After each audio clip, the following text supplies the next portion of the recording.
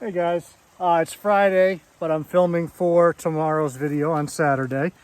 It's just such a nice day today. I didn't want to waste it. Tomorrow's supposed to be raining. What I wanted to touch on in today's video is a subject that I see a lot of people ask about all the time, which is bringing your snakes outside. So I have my female spotted python with me. This week's just been kind of thwarted with videos. The snakes that I've wanted to use for stuff are in shed. I wanted to use my big olive python female in shed.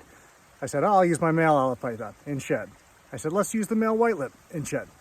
So she's not in shed, so she's good. This is perfect weather for the Australian species.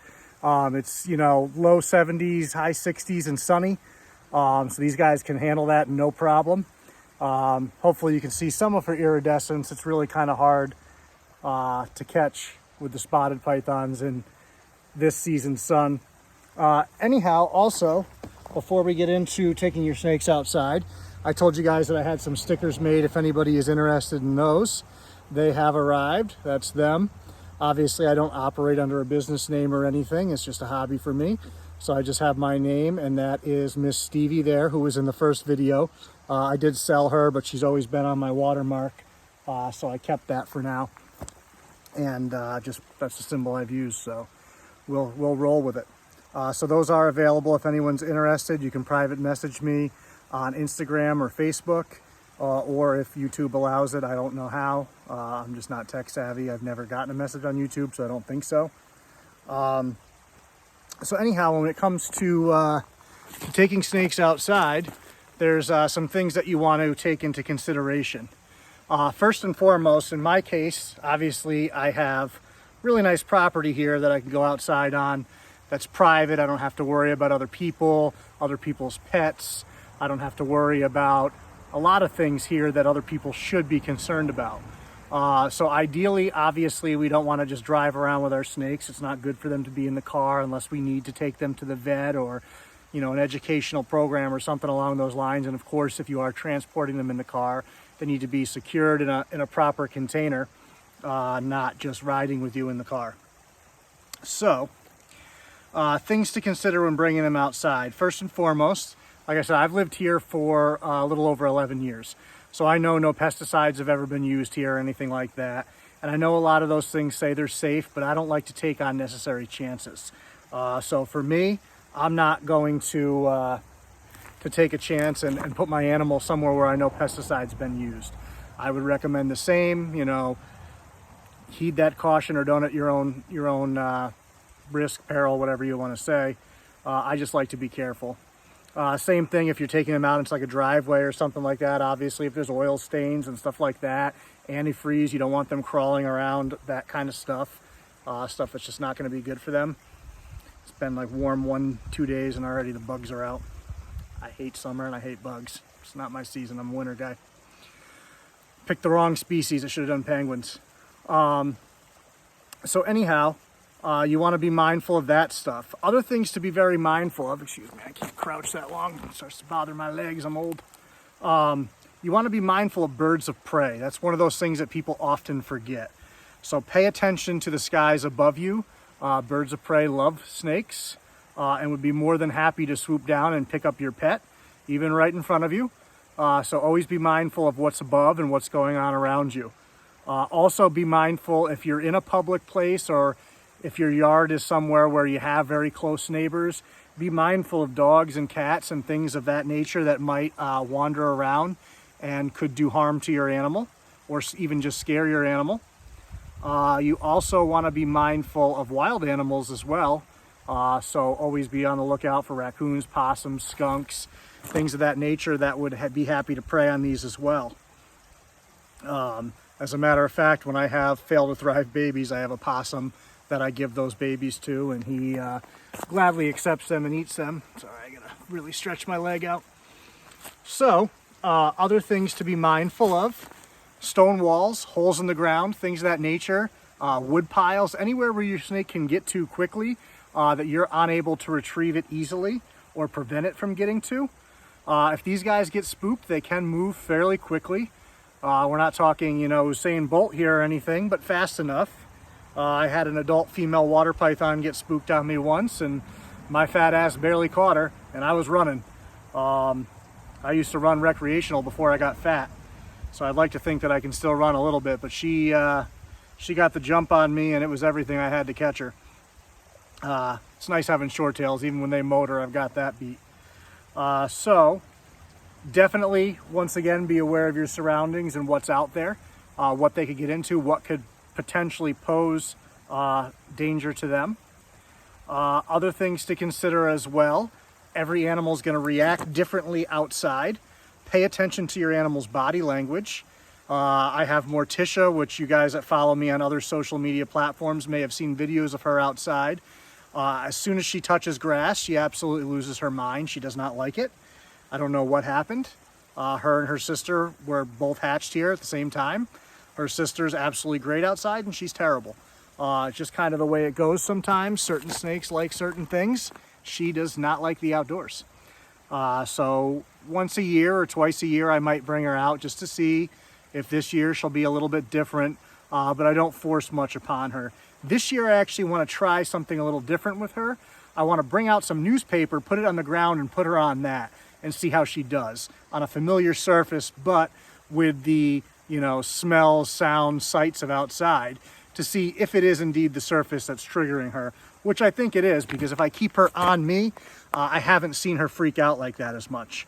So we'll try that this year and see how that goes.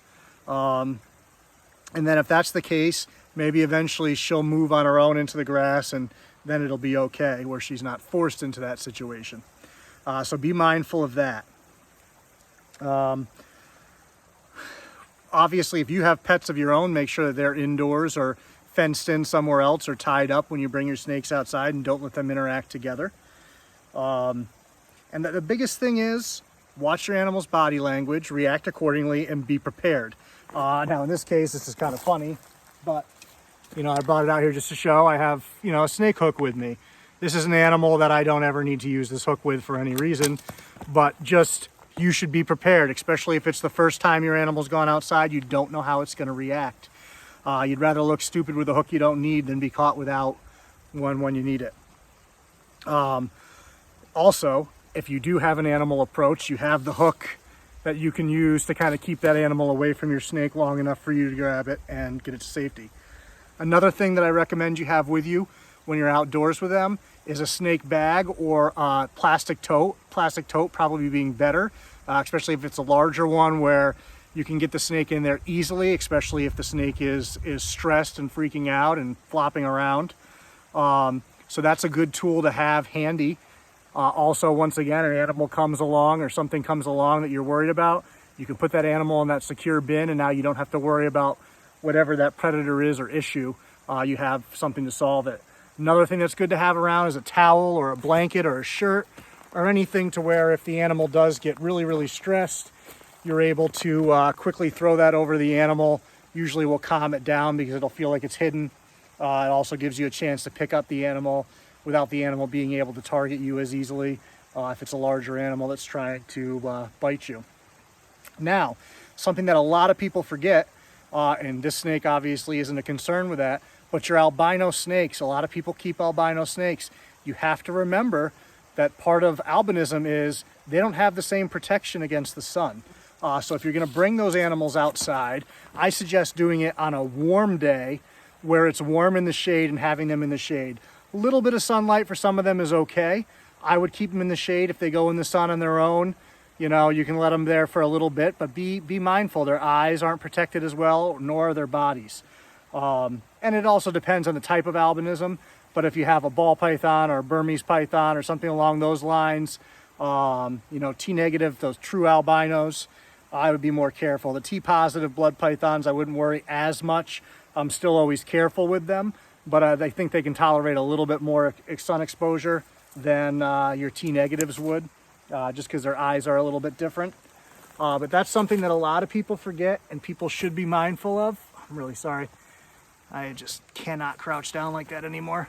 I used to catch when I played baseball. I wouldn't be able to do that anymore. Like I said, a snake like this, she can be out in direct sunlight, especially on a day like today where the temperature isn't extreme. You know, if it was 95 or 100 and she's out in the direct sun, I wouldn't leave her out there for very long. Although Australian species by and large are just so hardy, you know, from a wide range of temperatures. But overall, safety first, err on the side of caution, always be aware of your surroundings, don't leave the snake unattended. I have made that mistake before, not intentionally, but I brought a few too many snakes out at once for a lovely group photo session. And packing them up and bringing them inside, I forgot one. And I actually fell asleep on the couch. I brought everybody inside the snake room and I put them in bins, and the bins that I brought them in, but I didn't put them back in their caging. The bins were secure, so they weren't going to get out. I took a nap for about an hour, hour and a half. I got up, I put the snakes away and realized one of the bins I brought in didn't have the snake in it. And that was Electra. I came outside, thankfully it was a short tail, that was all that I had out at that time. And she was in the exact same spot I had left her in. But had that been, you know, a snake like this, I would have never found that snake, especially here. There's 100 acres of woods behind me easily, a lot more, 100 acres that are land trust land now, my landlord donated, and then I have a couple of acres that are, you know, go with my house. But a lot of space, a lot of woods, a lot of rocks, a lot of, you know, wood piles, get under my shed, they get up in your car. Not something you want to do, so I'm not telling you other than to realize that mistakes can happen, so really go above and beyond. If you do bring out multiple snakes, it might sound stupid, write down a list for yourself. That way when you come in, you check the list and make sure you have everybody, you don't forget anybody. I would recommend 1 or 2 at a time at the most, unless you have multiple people supervising. But you know, learn from my mistakes. That's the whole point of doing these videos, so you don't have to make the same mistakes that I did once upon a time. I know a lot of keepers out there that share information, like to hide their mistakes, but I think that's useless. You know, if somebody can learn from something stupid that I did, then my stupid mistake, you know, benefits someone else. That's a win, because ultimately what we all want is better lives for the animals, and what's better than not making a dumb mistake? So use that information for your own good. Like I said, don't forget about the stickers if you are interested. For right now, I know I can ship to anywhere in the 48 states here for a fairly good price. I would have to look into stuff elsewhere. I'm not really sure.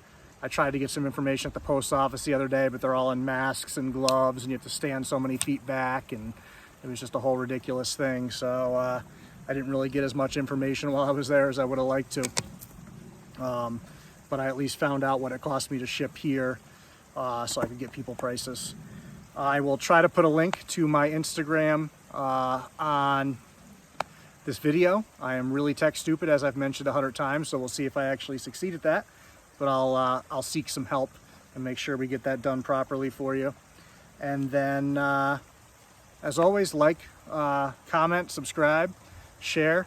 Let me know if you have ideas for videos or input. Always welcome. You know, even if it's not the nicest input, if it's constructive, I'm willing to listen. So we will see you guys on Tuesday. I'll have to come up with a tip video, or who knows, maybe I'll use this as a tip video and come up with something totally different for tomorrow. One never knows. I'm full of surprises. We'll see you guys.